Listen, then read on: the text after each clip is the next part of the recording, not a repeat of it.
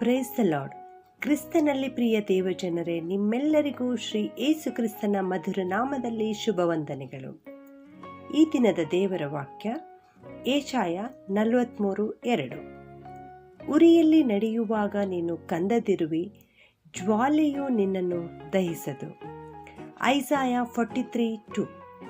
When you pass through fire, you will not be burnt.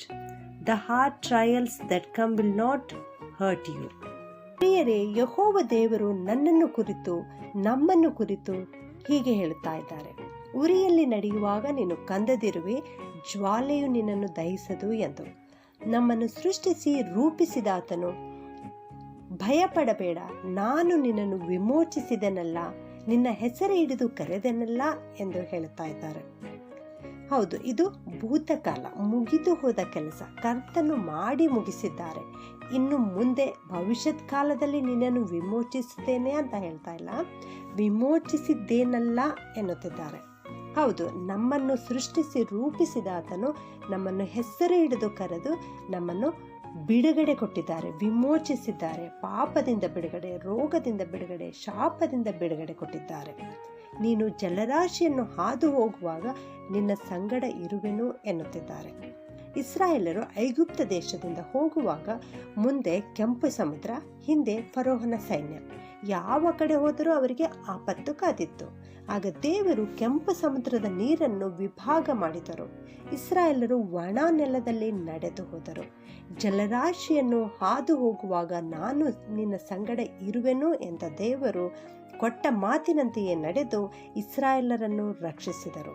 ಅದೇ ದೇವರು ಇಂದು ನಿನ್ನ ಜೊತೆಗಿದ್ದು ನಿನ್ನನ್ನು ಬಿಡಿಸುತ್ತಾರೆ.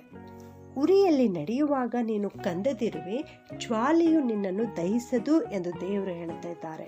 ಶದ್ರಕ್, ಮೇಷಕ್, ಅಬೇದ್ನೆಗೋ ಎಂಬ ಮೂವರು ಕರ್ತನ ಭಕ್ತರು ನೆಬೂಕದ್ನೆಚ್ಚರ್ ರಾಜನ ದೇವರುಗಳನ್ನು ಸೇವಿಸದೇ ಹೋದದರಿಂದ ಆ ಮೂವರನ್ನು ದಗದಗನೆ ಉರಿಯುವ ಆವಿಗೆಯೊಳಗೆ ಹಾಕಿದರು. ಆಗ ದೇವರು ತನ್ನ ದೂತನನ್ನು ಕಳುಹಿಸಿ ಅವರನ್ನು ರಕ್ಷಿಸಿದರು.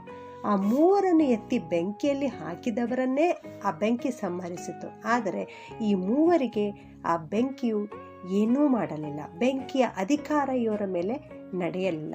ಅವರ ತಲೆ ಕೂದಲು ಕೂಡ ಸುಡಲಿಲ್ಲ. ಕಾರಣವೇನೆಂದರೆ ಅವರು ಕರ್ತನಲ್ಲಿ ಭರವಸೆ ಇಟ್ಟಿದ್ದರು, ಕರ್ತನನ್ನೇ ಸೇವಿಸುವವರಾಗಿದ್ದರು.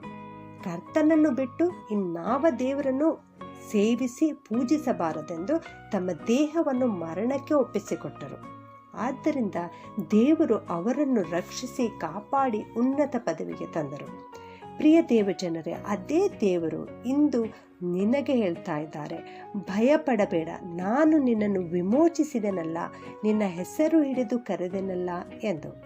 ನೀನು ಯಾವುದೇ ಪರಿಸ್ಥಿತಿಯಲ್ಲಿದ್ದರೂ, ದಾಟಲಾರದ ಸಮುದ್ರದಂತಹ ಕಷ್ಟ, ಫರೋಹನ ಸೈನ್ಯದಂತಹ ವೈರಿಗಳ ಕಾಟ, ಬೆಂಕಿಯಂತಹ ಶೋಧನೆಗಳು ಬಂದರೂ ಭಯಪಡಬೇಡ. ಶದ್ರಕ್, ಮೇಷಕ್, ಅಬೇದ್ನೆಗೋರಂತೆ ಕರ್ತನಲ್ಲಿ ಭರವಸೆ ಇಡು, ಕರ್ತನನ್ನೇ ಸೇವಿಸು. ನಿನ್ನ ಎಲ್ಲ ಚಿಂತಾಭಾರಗಳನ್ನು ಕರ್ತನಿಗೆ ಒಪ್ಪಿಸಿಕೊಡು. ಆತನು ನಿನ್ನನ್ನು ಎಲ್ಲದರಿಂದ ತಪ್ಪಿಸುತ್ತಾನೆ. ಇಸ್ರಾಯೇಲರೊಂದಿಗಿದ್ದು ಕೆಂಪು ಸಮುದ್ರವನ್ನು ದಾಟಿಸಿದ ದೇವರು, ಶದ್ರಕ್, ಮೇಷಕ್, ಅಬೇದ್ನೆಗೋರೊಂದಿಗಿದ್ದು ಬೆಂಕಿಯಿಂದ ತಪ್ಪಿಸಿದ ದೇವರು ಇಂದಿನಿಂದ ನಿನ್ನ ಜೀವಮಾನದುದ್ದಕ್ಕೂ ನಿನ್ನೊಂದಿಗಿರುತ್ತಾರೆ, ನಿನ್ನ ಕಷ್ಟದಿಂದ ಪಾರು ಮಾಡುತ್ತಾರೆ. ಪ್ರಾರ್ಥನೆ ಮಾಡಿಕೊಳ್ಳೋಣ. ಭೂಪರಲೋಕಗಳ ಒಡೆಯನೇ, ಸರ್ವಶಕ್ತನಾದ ದೇವರೇ, ನಿನಗೆ ಸ್ತೋತ್ರಪ್ಪ. ನೀನು ಸೃಷ್ಟಿಕರ್ತನಪ್ಪ, ನಮ್ಮನ್ನೆಲ್ಲ ಉಂಟು ಮಾಡಿದ ಆತನಪ್ಪ. ಅದಕ್ಕಾಗಿ ಸ್ತೋತ್ರ ಸ್ವಾಮಿ. ನಿನ್ನ ಸಾರೂಪ್ಯದಲ್ಲಿ ನಮ್ಮನ್ನು ಉಂಟು ಮಾಡಿದ ದೇವರೇ, ಅದಕ್ಕಾಗಿ ಸ್ತೋತ್ರ ಸ್ವಾಮಿ. ನಮಗೆ ಭಯಪಡಬೇಡ, ನಾನು ನಿನ್ನನ್ನು ವಿಮೋಚಿಸಿದನಲ್ಲ ಎಂಬ ಅಭಯವಚನವನ್ನು ಕೊಟ್ಟು ನಮ್ಮನ್ನು ನಡೆಸ್ತಾ ಇದ್ದೀರಿ ತಂದೆ. ಅದಕ್ಕಾಗಿ ಸ್ತೋತ್ರ ಸ್ವಾಮಿ. ನಮ್ಮ ಪಾಪಗಳಿಂದ, ಶಾಪಗಳಿಂದ, ರೋಗಗಳಿಂದ ನೀವು ಶಿಲುಬೆ ಮೇಲೆ ಬಿಡುಗಡೆ ಕೊಟ್ಟಿದ್ದೀರಿ ಕರ್ತನೆ. ಅದಕ್ಕಾಗಿ ಸ್ತೋತ್ರ ಸ್ವಾಮಿ. ಇಂದು ಈ ವಾಕ್ಯವನ್ನು ಕೇಳಿಸಿಕೊಳ್ಳುತ್ತಿರುವ ಎಲ್ಲ ಪ್ರಿಯ ಜನರನ್ನು ಆಶೀರ್ವಾದ ಮಾಡು ಕರ್ತನೆ. ಅವರು ಇವತ್ತು ಯಾವ ಪರಿಸ್ಥಿತಿಯಲ್ಲಿದ್ದಾರೆ, ಯಾವ ಸಮಸ್ಯೆಯಲ್ಲಿದ್ದಾರೆ ಕರ್ತನೆ, ಅದನ್ನು ಬಲ್ಲಂತ ದೇವರು ನೀನಾಗಿದ್ದಿ ಕರ್ತನೆ. ಅದಕ್ಕಾಗಿ ಸ್ತೋತ್ರ. ಅವರ ಕಷ್ಟದಿಂದ ಬಿಡುಗಡೆ ಕೊಡು ಸ್ವಾಮಿ. ವಿಶೇಷವಾಗಿ ನಿರುದ್ಯೋಗಿಯಾಗಿರ್ತಕ್ಕಂಥ ಯೌವನಸ್ಥ ಮಕ್ಕಳನ್ನು ನಿನ್ನ ಮುಂದೆ ಜ್ಞಾಪಿಸ್ತೇನಪ್ಪ. ಅವರು ನಿನ್ನ ಬಳಿಗೆ ತರುತ್ತೇನೆ ಕರ್ತನೆ. ನೀನು ಈ ಲೋಕದಲ್ಲಿರುವಾಗ ಅನೇಕ ತಂದೆ ತಾಯಿಗಳು ತಮ್ಮ ಚಿಕ್ಕ ಮಕ್ಕಳನ್ನು ನಿನ್ನ ಬಳಿಗೆ ತಂದಾಗ ನೀನವರನ್ನು ಆಶೀರ್ವದಿಸಿದ್ಯಪ್ಪ. ಅದಕ್ಕಾಗಿ ಸ್ತೋತ್ರ ದೇವರೇ. ಅದೇ ದೇವರು ಇಂದು ಕೂಡ ಜೀವಿಸುವಂಥ ದೇವರಾಗಿದ್ದಿ ಸ್ವಾಮಿ, ಅದಕ್ಕಾಗಿ ಸ್ತೋತ್ರ. ಎಲ್ಲ ಯೌವನಸ್ಥ ಮಕ್ಕಳನ್ನು ನಿನ್ನ ಮುಂದೆ ಜ್ಞಾಪಿಸ್ತೇನಪ್ಪ, ನಿನ್ನ ಹತ್ರಕ್ಕೆ ತರುತ್ತೇನೆ ಸ್ವಾಮಿ. ಎಲ್ಲರನ್ನು ಆಶೀರ್ವಾದ ಮಾಡಿರಿ, ಅವರಿಗೆ ಒಳ್ಳೆಯ ಉದ್ಯೋಗವನ್ನು ಕೊಟ್ಟದೆ ಪಾಲಿಸು ಸ್ವಾಮಿ.